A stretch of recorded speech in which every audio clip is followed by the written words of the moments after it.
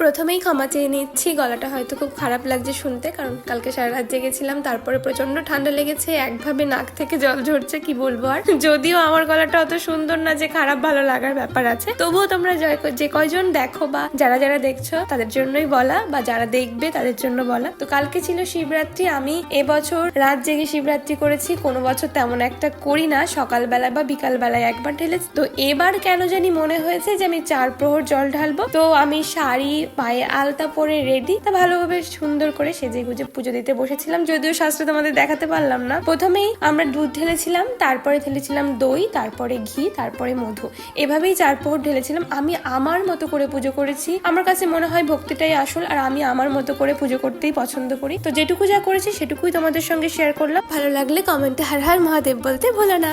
Tata.